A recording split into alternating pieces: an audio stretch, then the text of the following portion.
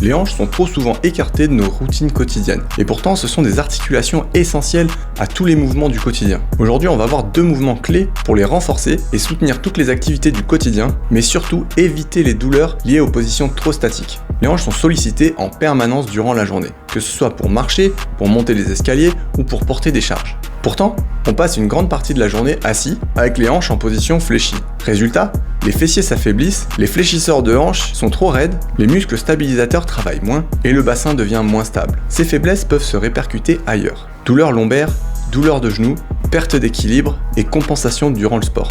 L'objectif ici n'est pas seulement de renforcer, mais de redonner aux hanches leur rôle fonctionnel. Le premier exercice clé est le clamshell. Cet exercice très simple cible principalement le moyen fessier. C'est un muscle profond essentiel dans le maintien de la stabilité du bassin. Bien réalisé, le clamshell permet d'ouvrir les hanches sans compenser avec le bassin ou le bas du dos. C'est fondamental pour la marche, la course ou toute activité de stabilité sur une jambe. C'est d'ailleurs souvent le premier exercice que j'utilise pour réveiller des hanches endormies. Pour bien réaliser cet exercice, il suffit simplement de sélectionner un élastique qui soit suffisamment court et de le positionner autour des genoux. Je vous mets d'ailleurs celui que j'utilise dans un lien Amazon en description de cette vidéo. Il suffit de se positionner sur le côté et de réaliser des ouvertures de hanches en faisant résister l'élastique 3 secondes sur l'ouverture, 3 secondes sur la fermeture. Il s'agit là de privilégier la qualité du mouvement en réalisant des répétitions lentes et contrôlées. Cela permet de mieux ressentir le muscle que l'on travaille. Une fois le clamshell maîtrisé, on peut le faire évoluer en réalisant en même temps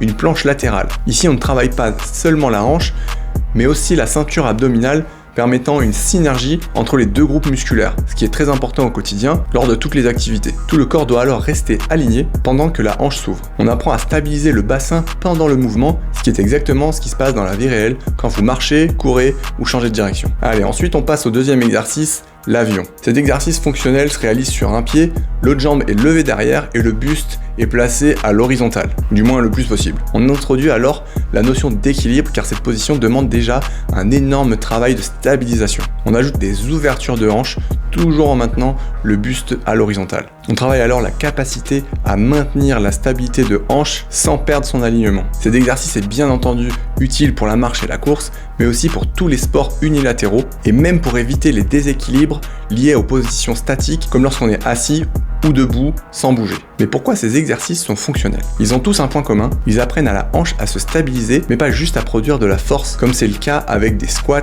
des fentes ou d'autres exercices connus à la salle. Et donc que tu sois sportif ou sédentaire, les bénéfices sont les mêmes. Une meilleure posture, moins de compensation avec les mauvais muscles et plus de contrôle dans tous les mouvements du quotidien. Vous pouvez introduire ces exercices dans vos routines d'échauffement ou même les réaliser seuls le matin ou avant d'aller bosser pour réveiller vos hanches. Vous pouvez réaliser 2 à 3 séries de ces exercices en répétant le mouvement 10 à 12 fois et en maintenant un minimum de 3 secondes sur la montée, 3 secondes sur la descente et 3 secondes sur le maintien de la position. L'idée n'est pas seulement de compter les répétitions, mais de travailler sur le ressenti du muscle qui est en train de travailler. Intégrez ces exercices 2 à 3 fois par semaine et progressez par étapes. Vous verrez au fil des semaines une réelle différence dans la qualité et le confort de vos mouvements. Si cette vidéo vous a plu, n'oubliez pas de laisser un like et de vous abonner pour ne jamais rater un épisode.